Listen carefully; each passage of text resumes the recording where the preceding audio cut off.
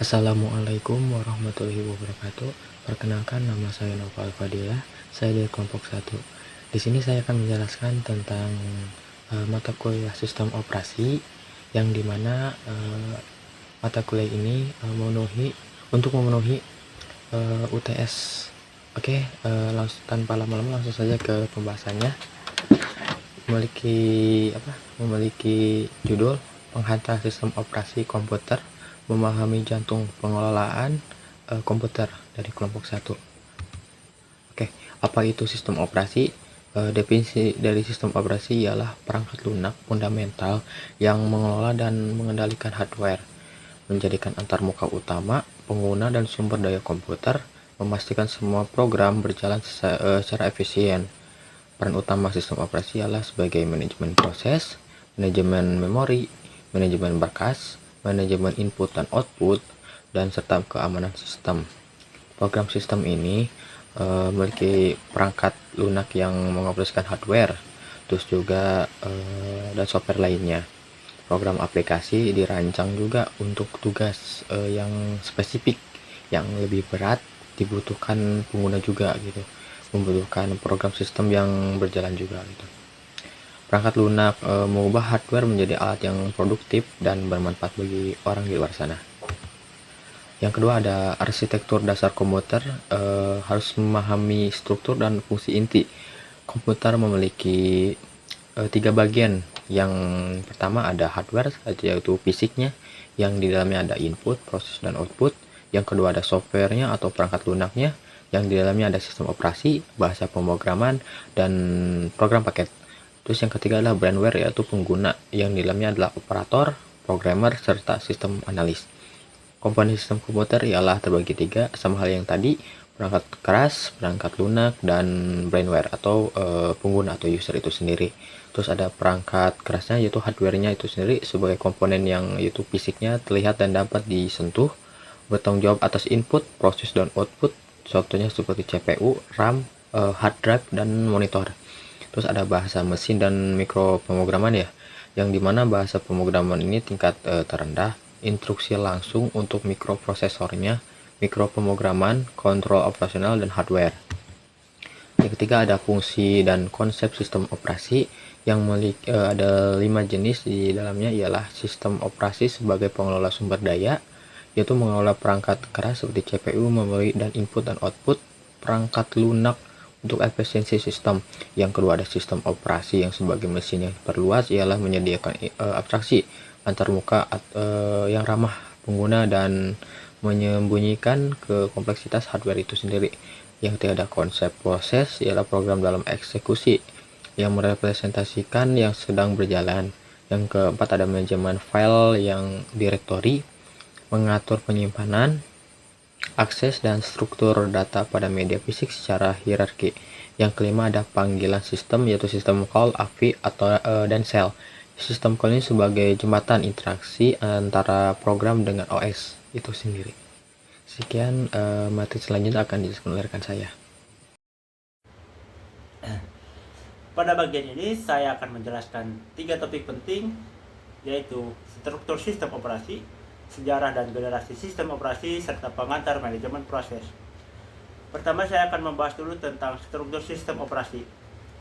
Struktur sistem operasi berfungsi untuk mengatur bagaimana komponen-komponen di dalam OS itu bekerja dan saling berinteraksi. Seiring perkembangan teknologi, desain sistem operasi terus berinovasi supaya lebih efisien, aman, dan mudah untuk dikembangkan. Ada beberapa jenis struktur sistem operasi. Yang pertama itu ada monolitik. Ini adalah struktur paling awal, di mana semua layanan inti sistem operasi tergabung dalam satu blok kernel yang sangat besar. Kelebihannya adalah efisiensi yang tinggi, karena semua fungsi bisa langsung berinteraksi dengan perangkat keras lainnya. Tapi kekurangannya, sistem ini sangat kompleks untuk dikelola dan sangat sulit dalam hal debugging. Kemudian yang kedua itu ada layer system. Pada struktur ini, sistem operasi dibagi menjadi beberapa lapisan, mulai dari hardware hingga antarmuka pengguna. Setiap lapisan hanya bisa berkomunikasi dengan lapisan di atasnya atau di bawahnya. Tujuannya adalah modularitas dan kemudahan pemeliharaan. Kemudian yang ketiga ada client server. Di sini Sistem memisahkan antara klien sebagai pihak yang meminta layanan dan server sebagai penyedia layanan. Model ini banyak digunakan pada sistem jaringan dan sistem operasi modern saat ini. Yang kemudian itu yang keempat ada terdistribusi. Sistem operasi ini memungkinkan beberapa komputer bekerja sama sebagai satu kesatuan. Ciri utamanya adalah scalable, modular, dan mudah untuk dikembangkan. Kemudian yang kelima itu adalah berorientasi objek. Semua komponen sistem diatur sebagai kumpulan objek yang saling berinteraksi. Pendekatan ini membuat sistem lebih mudah dikembangkan dan dirawat. Yang keenam itu adalah ada virtual machine. Struktur ini memungkinkan satu komputer menjalankan beberapa sistem operasi sekaligus secara terisolasi. Misalnya, kita bisa menjalankan Windows dan Linux di satu komputer melalui virtualisasi. Keunggulannya adalah fleksibilitas yang sangat tinggi, isolasi yang kuat, dan stabilitas kode yang bagus.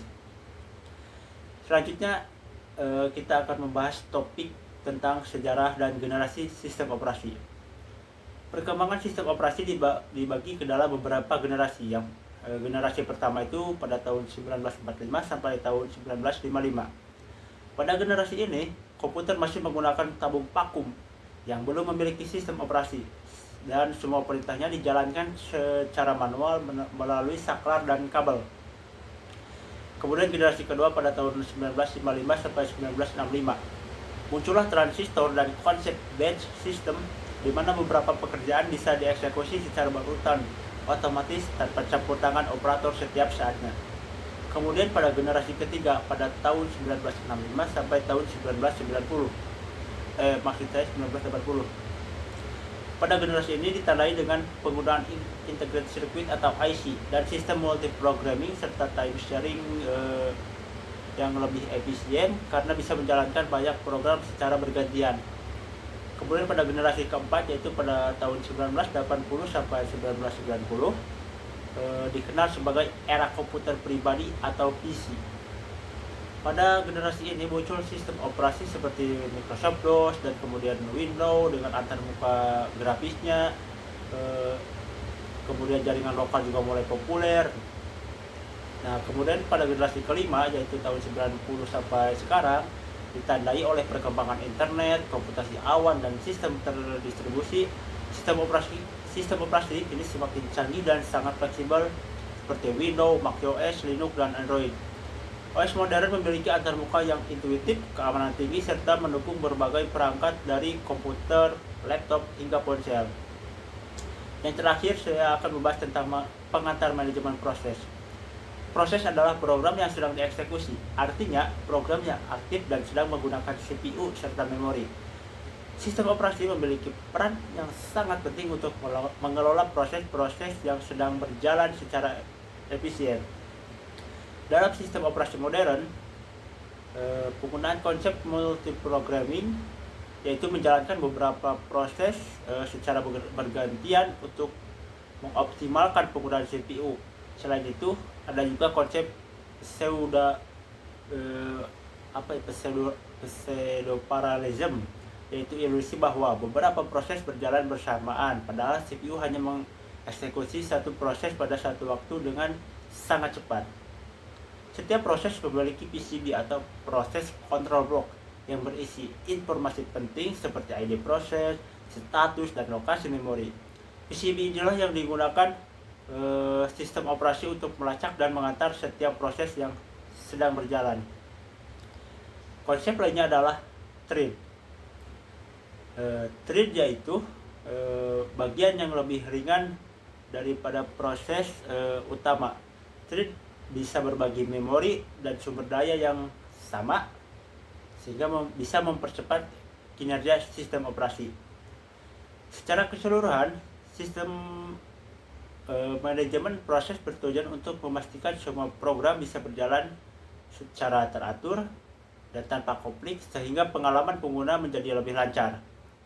Jadi dari ketiga topik yang saya bahas tadi, kita bisa melihat bahwa sistem operasi berkembang sangat baik dari segi struktur, sejarahnya, maupun pengelolaan prosesnya. Semua bertujuan agar komputer bisa bekerja dengan lebih efisien, aman, dan mudah untuk digunakan. Di sini saya akan membahas penjadwalan proses dan interupsi. Materi ini berfokus pada bagaimana sistem operasi mengelola eksekusi sumber daya CPU secara efisien. Di sini ada antrian pekerjaan dan antrian siap. Untuk antrian pekerjaan adalah kumpulan semua proses yang ada di dalam sistem. Sedangkan antrian siap berisi proses-proses yang sudah ada di memori, siap, dan sedang menunggu alokasi CPU untuk dieksekusi. Di sini ada efisiensi CPU dan overhead.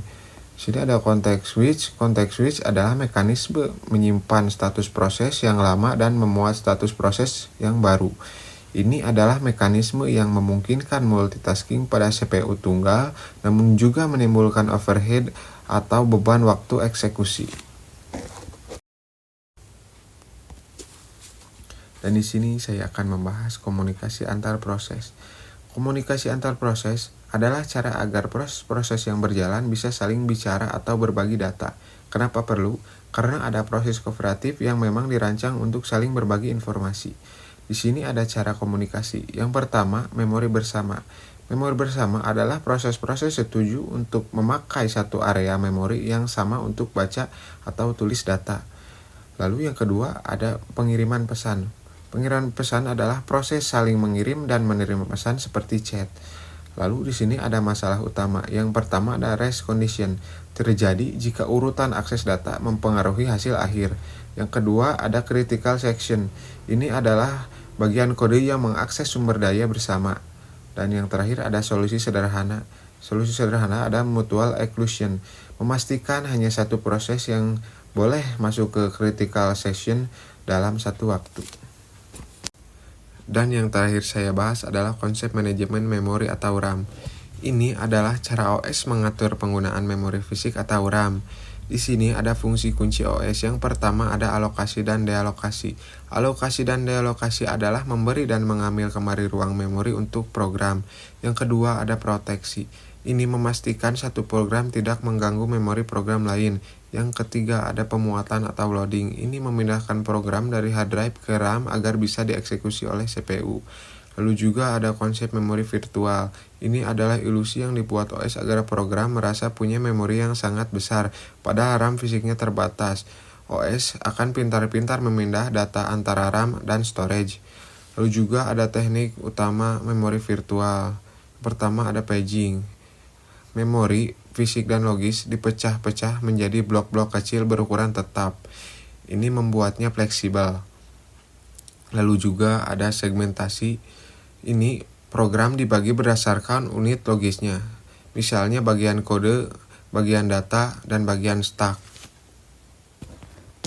Memori virtual adalah abstraksi kuat yang memungkinkan pengembang menulis program seolah-olah memiliki memori tak terbatas, sambil OS mengelola sumber daya fisik secara efisien. Indikator kinerja memori virtual atau konseptual, fragmentasi internal optimal yaitu kurang dari 10%, TLB hit rate tinggi lebih dari 95%, dan overhead table page minimal yaitu kurang dari 3%. Dan juga ada strategi alokasi memori. Yang pertama ada first fit, yaitu merupakan alokasi ke lubang pertama yang cukup. Yang kedua ada best fit, yaitu alokasi ke lubang terkecil yang cukup. Juga ada worst fit, alokasi ke lubang terbesar yang cukup. Juga ada body system, yaitu alokasi memori dalam blok kekuatan 2. Juga ada memori virtual, pegging, dan segmentasi. Ini merupakan strategi fundamental dalam manajemen memori sistem operasi. Pegging yaitu merupakan memori fisik non-kontigu. Pegging memecah memori fisik dan logis menjadi blok ukuran tetap, mengizinkan penempatan data non-kontigu untuk efisiensi RAM dan mencegah fragmentasi eksternal. Ada pemetaan alamat dan tabel page. Alamat yang pertama ada alamat virtual, dipecah menjadi page number dan offset. Yang kedua ada tabel page, memetakan page number ke frame number fisik. Dan terakhir ada TLB atau translation, manajemen memori tanpa swapping atau pegging. Yang pertama ada monoprogramming. Ini adalah di mana sistem hanya menjalankan satu program atau pemakai pada satu waktu. Semua sumber daya dikuasai proses yang sedang berjalan. Yang kedua ada strategi penempatan program. Ini adalah salah satunya, yaitu program ditempatkan di partisipasi yang cukup besar. Yang kedua, ukuran program harus sesuai dengan ukuran partisi. Dan yang terakhir, meminimalkan fragmentasi memori eksternal. Juga ada multiprogramming dengan permartisian statis, di mana sebuah memori dibagi menjadi partisi-partisi dengan ukuran tetap. Program dimuat ke partisi yang tersedia. Dan juga ada pencatatan pemakaian memori. Yang pertama ada peta bit. Peta bit adalah setiap blok memori dipresentasikan oleh 1 bit, atau 0 sama dengan bebas, 1 sama dengan terpakai. Yang kedua ada linked list. Ini merupakan daftar segmen memori atau proses atau lubang yang saling terhubung. Juga ada pemetaan alamat dan table page. Yang pertama ada alamat virtual, dipecah menjadi page number dan offset. Yang kedua ada table page, yaitu memetakan page number ke frame number fisik. Yang terakhir ada TLB atau Translation Location Buffer, yaitu cache untuk mempercepat pencarian. Juga ada algoritma penggantian page. Yang pertama ada optimal, mengganti halaman yang tidak akan digunakan terlama. Dan juga ada NRU atau Not Recently Used, mengganti halaman acak dari kelas terendah. Ada FIFO atau First In First Out, mengganti halaman tertua. Juga ada LRU, Least Recently Used, mengganti halaman yang paling tidak baru digunakan. Dan juga selanjutnya ada segmentasi dan integrasinya. Segmentasi ada unit logis program. Program dibagi menjadi unit logis atau segmen, kode, data, stack. Ukuran segmen bervariasi sesuai kebutuhan program, memberikan proteksi memori yang lebih baik per segmen. Juga ada gabungan pegging dan segmentasi. Segmen ini dipecah lagi menjadi halaman page untuk manajemen fisik. Dan juga menghilangkan fragmentasi eksternal yang diakibatkan segmentasi. Dan juga ada kombinasi ini memberikan proteksi dan fleksibilitas optimal. Kesimpulannya yaitu sistem operasi atau OS merupakan perangkat lunak fundamental yang berfungsi sebagai jantung pengelolaan komputer. OS bertindak sebagai pengelola sumber daya utama dan menjadi antarmuka yang menyembunyikan kompleksitas perangkat keras dari pengguna. Presentasi ini mencakup 4 pilar utama. Yang pertama ada konsep, fungsi, dan struktur iOS. Didefinisikan sebagai perangkat lunak yang mengelola perangkat keras dan menjalankan peran kunci seperti manajemen proses, memori, berkas, dan I/O. Berbagai arsitektur iOS juga dibahas, termasuk monolitik, berlapis, client server, dan mesin maya atau virtual machine. Yang kedua ada sejarah dan contoh. Dijelaskan evolusi iOS melalui beberapa generasi, mulai dari era tabung vakum dari 1945 sampai 1955, hingga era komputasi modern dengan internet dan perangkat mobile, yaitu dari tahun 1990 sampai sekarang. Contoh iOS populer seperti Windows, macOS, Linux, dan Android juga disebutkan. Yang ketiga ada manajemen proses. Presentasi ini mendalami manajemen proses yang merupakan program dalam eksekusi. Ini mencakup konsep multiprogramming, status proses seperti baru, siap, berjalan, dan lain-lain, blok kendali proses atau PCB, penjadwalan proses, dan komunikasi antar proses atau IPC. Yang terakhir ada manajemen memori. Dibahas berbagai teknik pengelolaan memori, mulai dari konsep dasar seperti memori kerja atau RAM, dan penyimpanan sekunder, strategi alokasi sederhana seperti monoprogramming dan partisi astatis, hingga konsep memori virtual yang canggih menggunakan pegging dan segmentasi.